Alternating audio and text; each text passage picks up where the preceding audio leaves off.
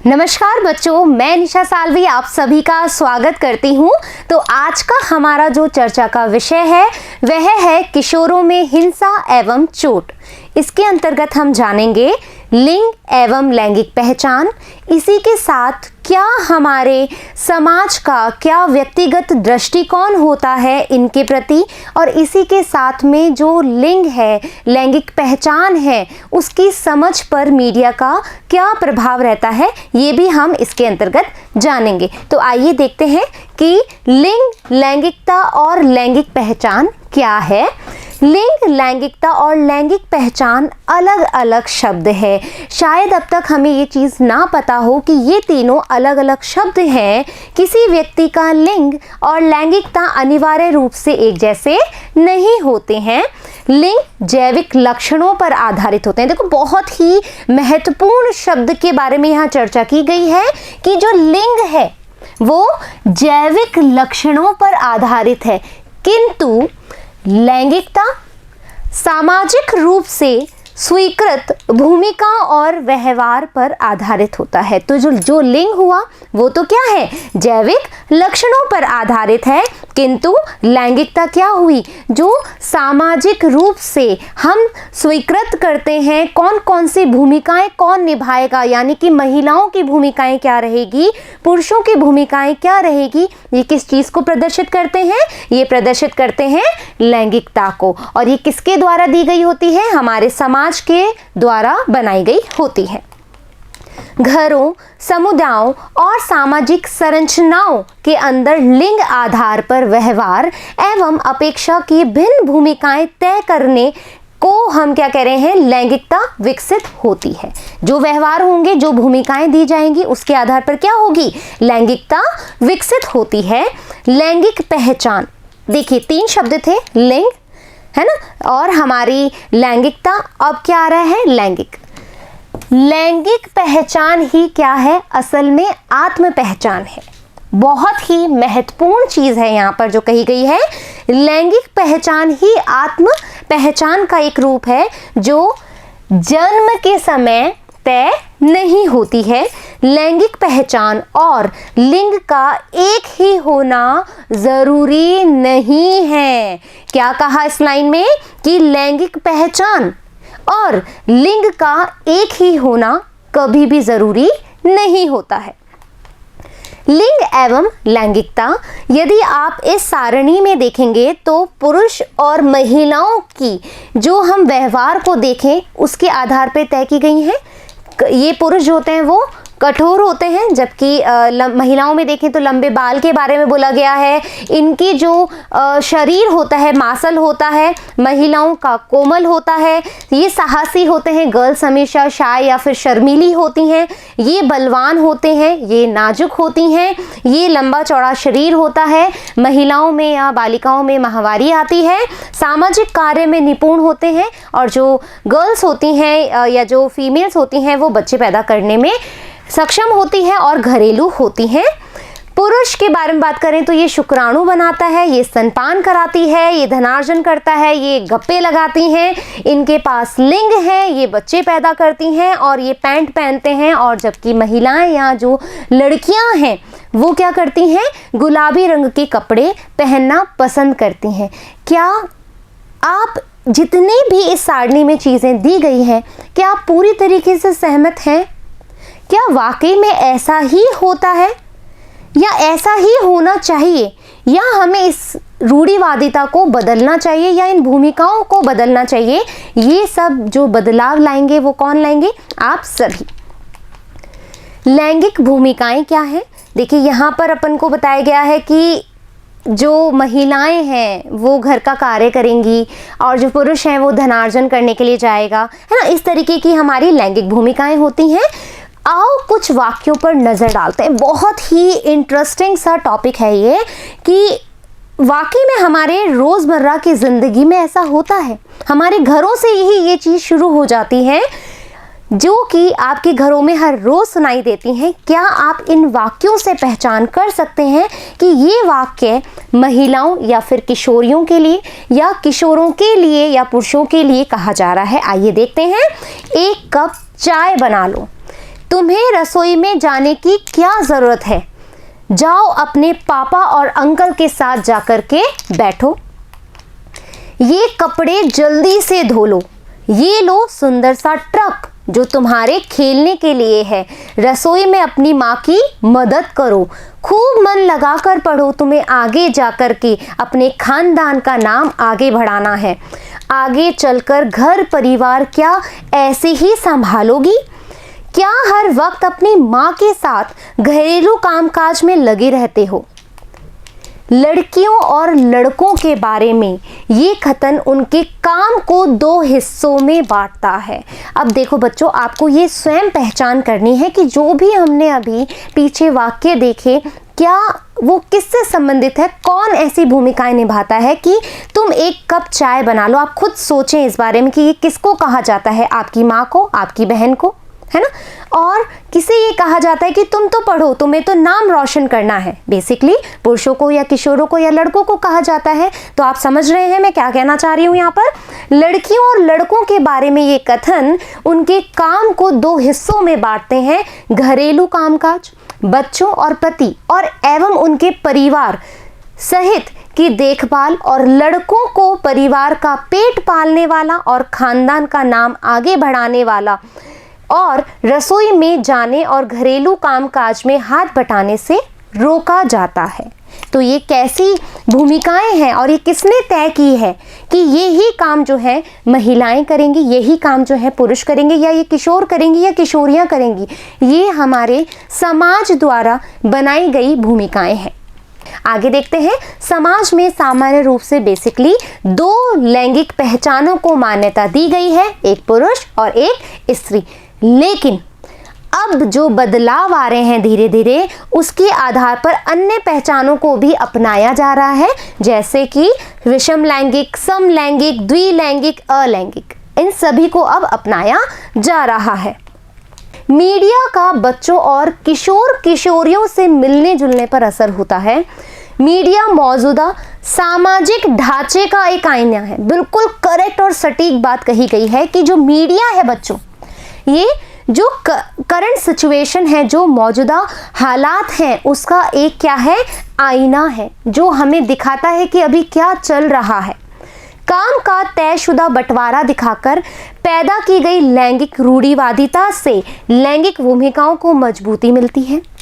यौनिकता के बारे में गैर जिम्मेदार रवैया अपनाने से जोखिम भरे व्यवहार को भी बढ़ावा दिया जा सकता है या मिल सकता है। अब देखो, एक आप देख रहे हैं यहाँ पर 2 बच्चे हैं, है ना, और वो टीवी देख रहे हैं, उसमें अलग अलग तरीके की चीज़ें आ रही है। देखो, यदि कोई लड़ाई मारधाड़ या फिर कोई अपना हम देखें कि ताकत की कोई चीज़ें दिखाई जा रही हैं तो वो पुरुष को दर्शा रहा है, और यदि कोई घर के कामों को दिखाया जा रहा है, और जैसे कि आजकल के जो बच्चे हैं अलग अलग एक्टिविटीज़ में इन्वॉल्व रहते हैं, जैसे डांस करना बहुत पसंद है, संगीत बहुत पसंद होता है, लेकिन यदि आप देखेंगे तो कई बार हमें सुनने में आता है कि क्या लड़कियों की तरह नाच रहा है, ऐसा आपने भी सुना होगा।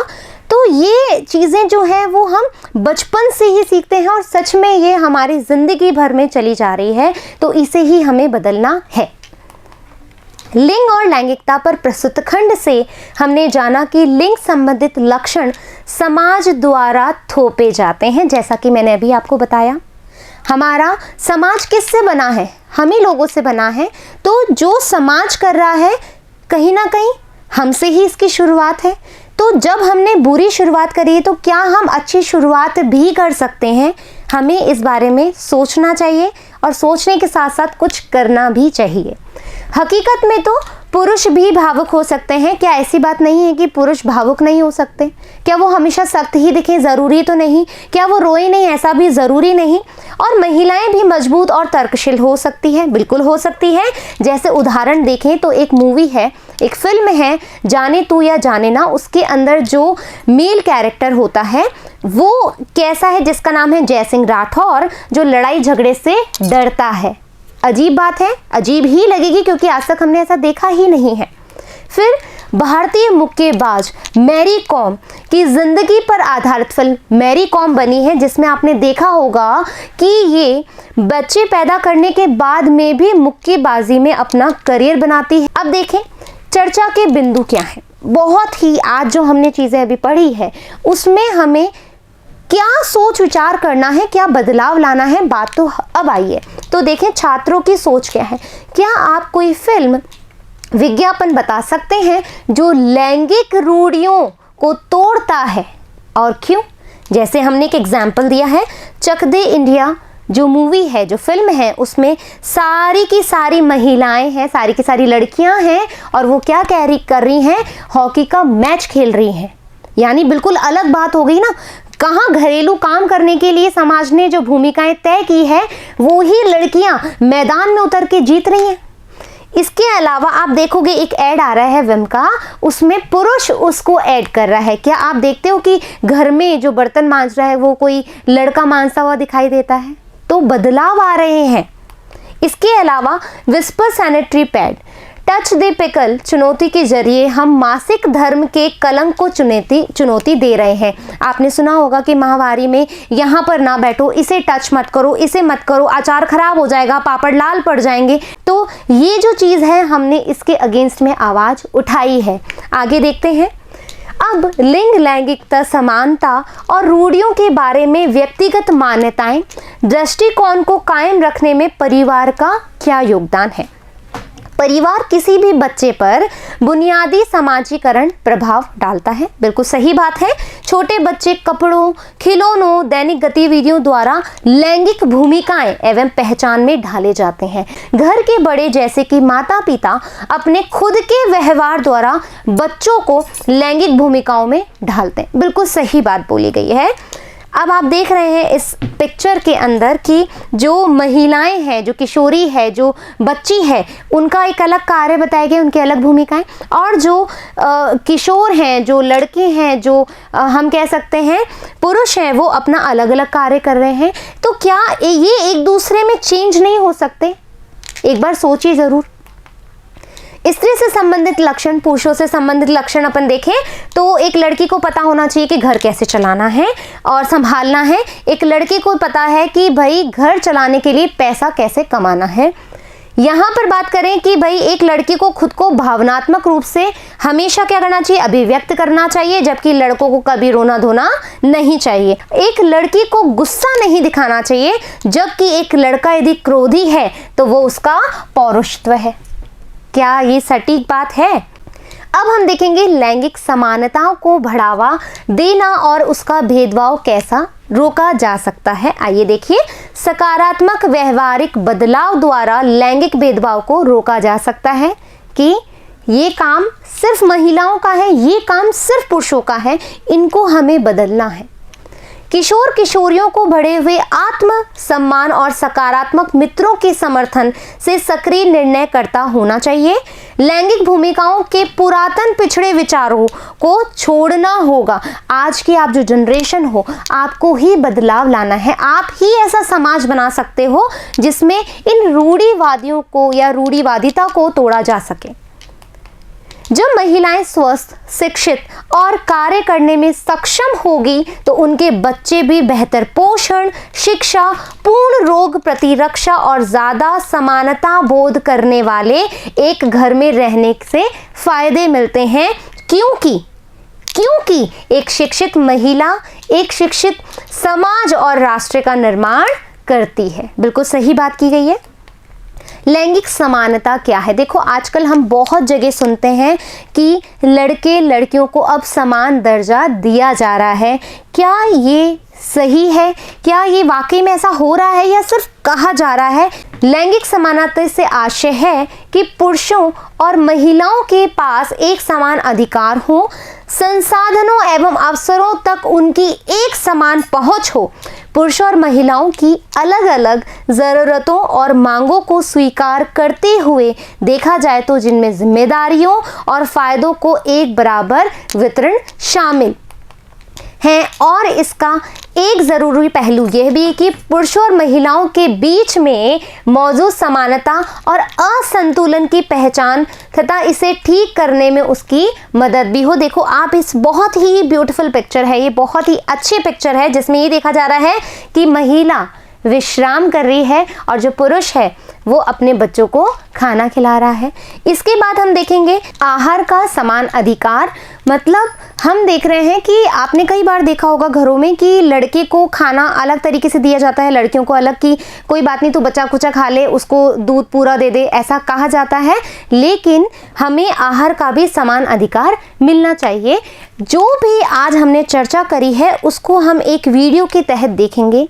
आप देख रहे हैं इसमें कि एक बालिका होती है और एक बालक होता है जो स्कूल जा रहे होते हैं। उसकी जो माता होती है वो उसको तैयार होती है, बहुत थकावट फील करती है, बहुत थकावट भरी होती है वो, और उस लड़की को ये पता लगता है कि उसकी जो मदर है, जो उसकी माता है, वो पूरा दिन घर का काम करती है, जॉब भी करती है, लेकिन उसके जो पिता हैं फिर भी वो घर के कामों में मदद नहीं करते हैं। तो ये बात उसके मन में बहुत उठती रहती है। तो ये चर्चा जो है वो अपनी शिक्षिका से करती है कि क्या ये सही है कि पुरुष जो हैं वो घर का काम नहीं कर सकते हैं, क्या महिलाएं ही घर का काम करें, ऐसी भूमिका जो समाज ने बनाई है, क्या ये सही है? तो उसकी मैम जो है, जो उसकी शिक्षिका है, जो उसकी टीचर है, अध्यापिका है, वो उसे समझाती है कि तुमने बहुत ही अच्छा विचार विमर्श किया है, इस पे हम ही बदलाव लाएंगे। तो वो लड़की घर जाती है, वो अपने फादर को पूछती है, अपने पिता से पूछती है कि क्या पापा आप मम्मा के साथ सहयोग क्यों नहीं करते घर के कामों में? तो उन्होंने बोला कि मैं ऑफिस जाता हूँ और हमारे समाज में तय किया गया है कि महिलाएं जो हैं वो ये कार्य करेंगी, घर का कार्य करेंगी, परिवार का पोषण करेंगी, और जो पुरुष हैं वो कमाने जाएंगे। तो जो वो बालिका होती है वो कहती कि नहीं पापा, आप भी जो है माताजी का सहयोग करें घर के कामों में। और ये बात उसके पिता को समझ में आती है और ये एक छोटी सी बात इतना बड़ा बदलाव लाते हैं जिससे कि पुरुष और महिलाओं को समान अधिकार मिलता है। आशा करती हूँ कि आज का जो विषय था वो आपको बहुत अच्छे से समझ में आया होगा। अब जो आने वाला हमारा वीडियो होगा उसमें हम देखेंगे कि हिंसा जो है क्या होती है, कितने इसके रूप होते हैं, और क्या हमारी सरकार ने इसको रोकने के लिए कितने सारे कार्यक्रम चलाए हैं। जब तक धन्यवाद।